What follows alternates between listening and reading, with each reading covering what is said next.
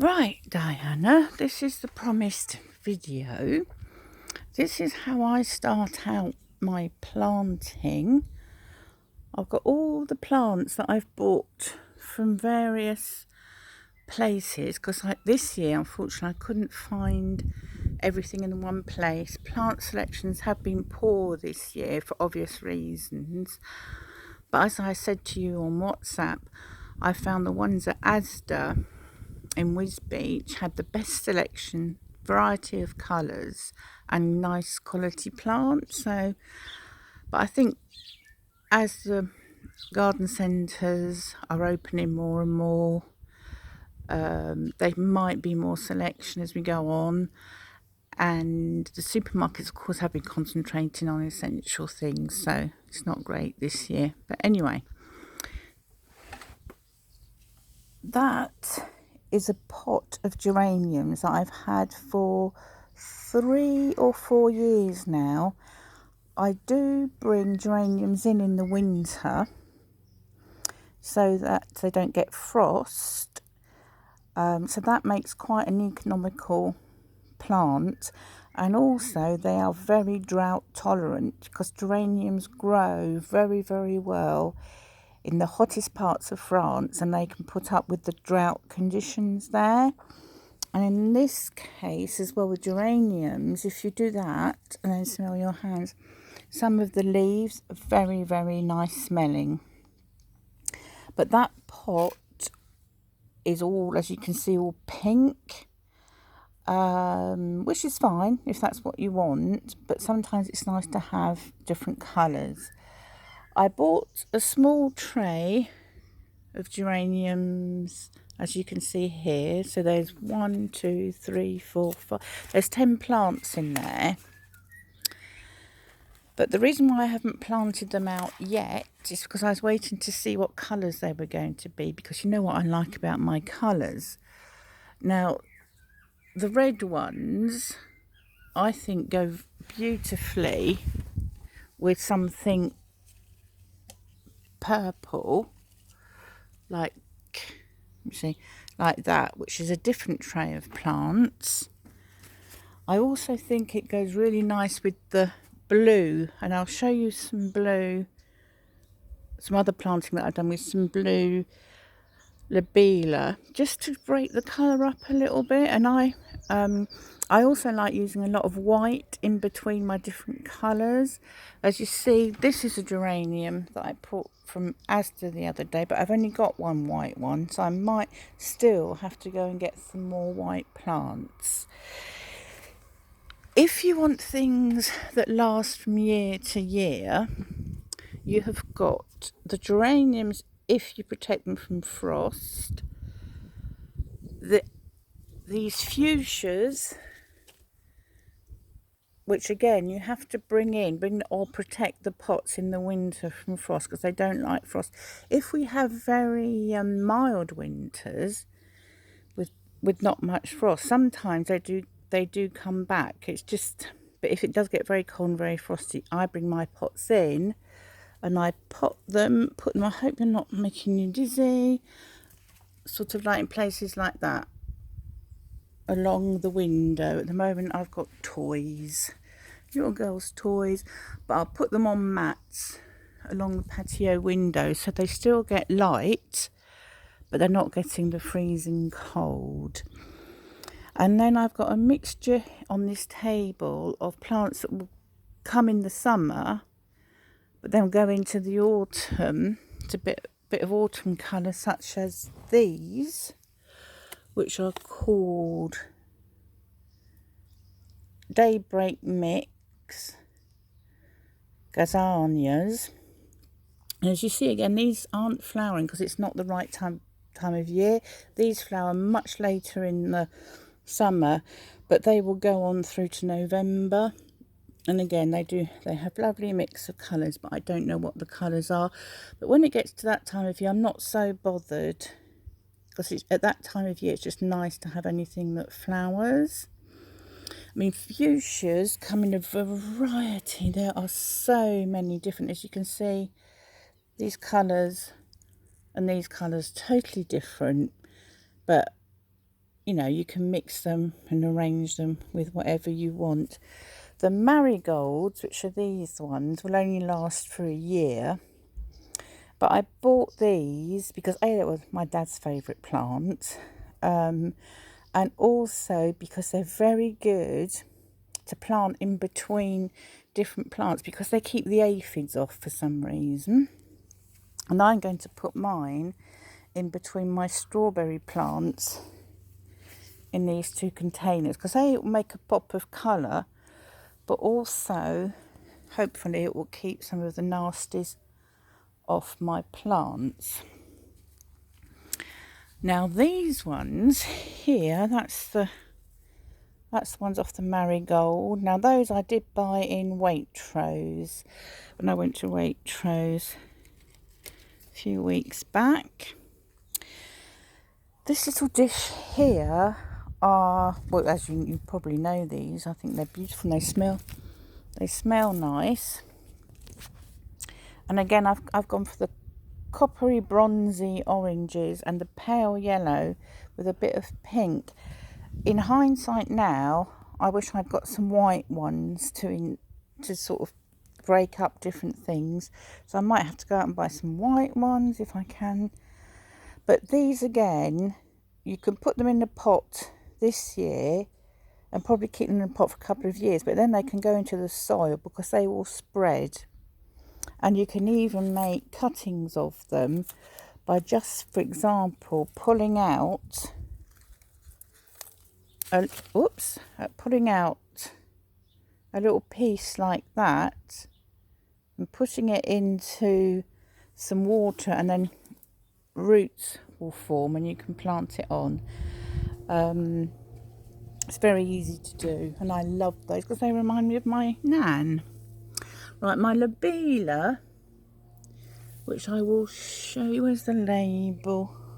That is only a blue one, a deep blue one, and I find again that is very good for breaking up colours.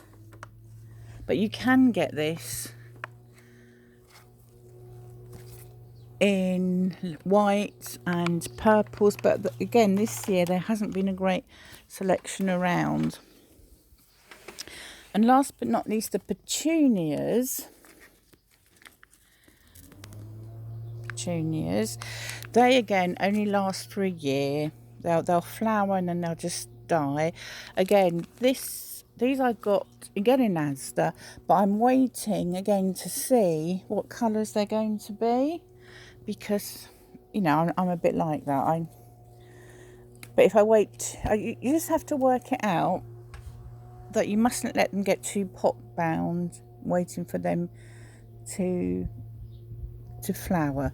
So as you see, I've got this whole table, and down there, and down there, and that's my pot. And then I've got pots, some pots that have had spring flowers in that I want to top up, and then other pots which have got nothing in them yet, like that black square one at the back, that I'm going to fill in.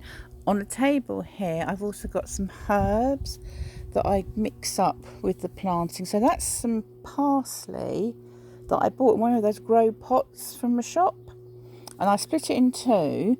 I put some outside and some indoors, to have the indoors all through the winter. And then these are chives. But what you just have to do when you've got pots outside is take all the weeds out, because the weeds will eat the nutrition, take the nutrition out of the pot, and then the flowers that you've got in there, the herbs or whatever you want, won't profit of it. And that's a chive there that I'm going to dry and cut, and I shall put that in a nice salad. There you go. I also found, sorry about the swooping of the filming, not great. I also found this multiple compost. I think they were 3 for £9. Those I found in the Tesco's at Hunstanton. That's what you need, multi-purpose compost. This has got feed in it for 4 weeks, so you don't have to feed them for 4 weeks after you planted. It's for tubs and hanging baskets and beds and borders, wherever you want to put some nice soil. And then in the pot department, I've got all sorts of pots here, and as you obviously probably know, that drainage holes at the bottom so the water comes out. And when you plant them, put a handful of stones at the bottom, because that makes drainage, because the plants don't like being, for example, in a pot that's full of water at the bottom. They like pots. Plants are a bit demanding, actually, to be honest, but there you go. You see that chive there? I had that. It was tiny weeny. Now I've put it into a bigger pot. There's more of it. And these are some petunias. These are some petunias that I bought very early on at the side of the road, but they grew up to about there. And petunias shouldn't be like that, so I've cut them right down. And again, they're 2 dark purples and a lighter one. I will mix them in with all the ones that I've got out there. So there you go. I quite often just use my bare hands. I don't necessarily use a little fork or a trowel, but that's totally up to you. I don't often bother to wear gloves either. That's why I've always got broken nails. But again, I've got a whole assortment of different gloves for different jobs. These ones are for when I was doing the nettles and that over there. I love that wild bit. Some people don't. Gary hates it. I love it. These ones you won't get any stinging through these. But then you've got the much lighter, just cotton ones that are really useful for potting up if you don't want to get your hands dirty. I often take off my rings though, so they don't get full of soil and stuff like that. Yeah, so that's it. So when I've done a few more, I will show you what I've done, if that helps you. And so you see, it depends if you want plants that will come back next year as well, and I can write all those down for you, or the ones that will just do for a year. And then I have got out the front, I'll take you outside in a minute, but I'll stop this video and take you outside. If not, it'll be horrible for you.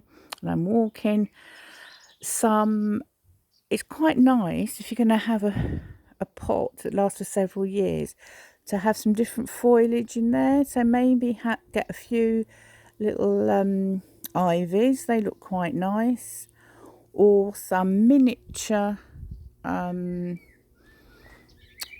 that use little miniature trees, like the little what do you call them? Not a pine tree, you know what I mean. Conifers, some little conifers. They break things up a little bit. Or indeed what I've got here, and this is a much bigger pot, is actually a eucalyptus, which is lovely it smells nice, and it's lovely to use with cut flowers. And I've had that in that pot, I don't know, for about 8 years now. And then all this around it is fennel, because I grew fennel. Fennel grows back everywhere, and it smells round this corner of the garden. But with the fennel, parsley, the I can't remember what anything's called. The rosemary, mint, and all the fennel, it smells absolutely gorgeous. So that's something to consider about your pots as well. Do you want a few herbs in it? At the pot out the front, I've got sage as well, and some thyme. And I just grow it all in higgledy-piggledy all together. I'll show you the ones up the front now.